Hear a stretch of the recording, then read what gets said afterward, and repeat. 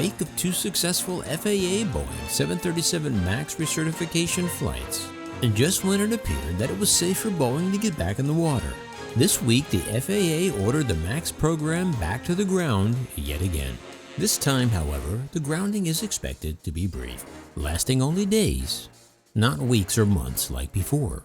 Still, it is yet another step back in Boeing's march toward the MAX's recertification process. Let's just say it feels like Groundhog Day all over again. That's next on Maximus.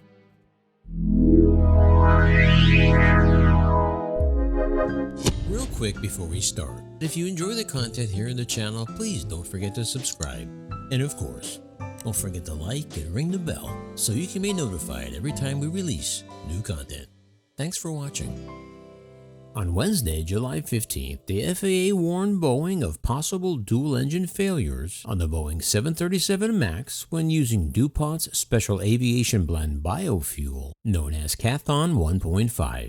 In the directive's warning, the FAA is ordering Boeing to immediately cease from using the Dupont additive and to immediately remove the biofuel from the fuel tanks and engines of all of the nearly 400 MAX jets delivered to customers already, and more especially the 400 still undelivered grounded jets stored around the world awaiting repair.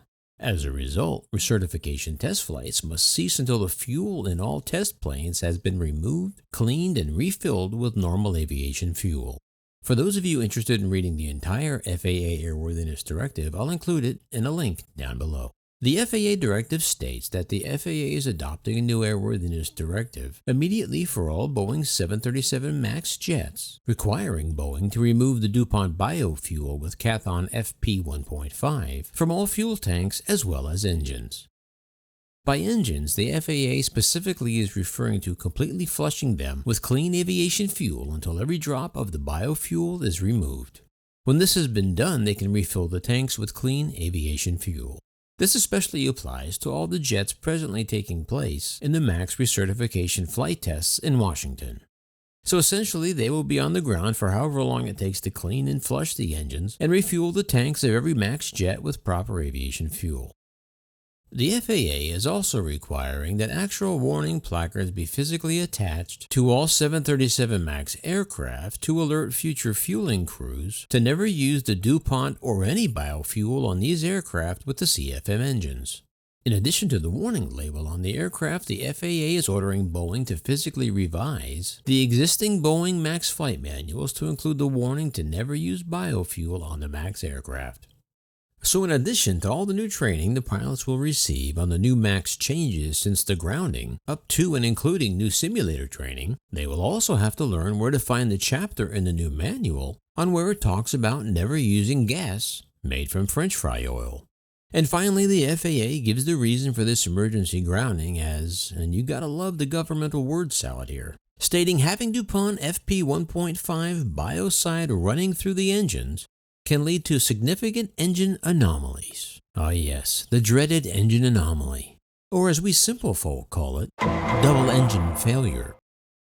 Originally, the FAA had received a report indicating that a Boeing Model 787 airplane equipped with General Electric GEnx-1B model turbofan engines, while on descent into Kansai, Japan on March 29, 2019, the flight crew received dual-engine failure warnings in the cockpit when both engines fell below idle thrust.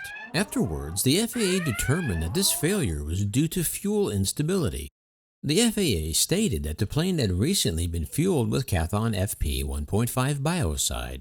Biocides are added to aviation fuel to attack microorganisms that, if water accumulates in the fuel tanks, it can feed on hydrocarbons and fuel. According to the FAA, biocides can cause salt crystals to form in the fuel. Those crystals can cause engine issues, potentially including dual engine flameouts and power losses, this according to the FAA. The FAA concluded that since the 787's GEnx engines and the 737 MAX's CFM International LEAP 1B model turbofan engines have similar fuel systems, the CFM will be susceptible to the same type of multi-loss of thrust control event. So the use of the biofuel on the 737 MAX could result in contamination of the engine's fuel systems, resulting in a dual engine failure. Then of course the FAA goes on to explain the obvious, that losing both engines could lead to yet another disaster. Boeing later determined that running the infected plane for at least 30 more cycles using clean aviation fuel would flush the biocide from the fuel tank and engines. However, the FAA finds that solution utterly unacceptable. Thus, they felt it urgent to release the Airworthiness Directive immediately.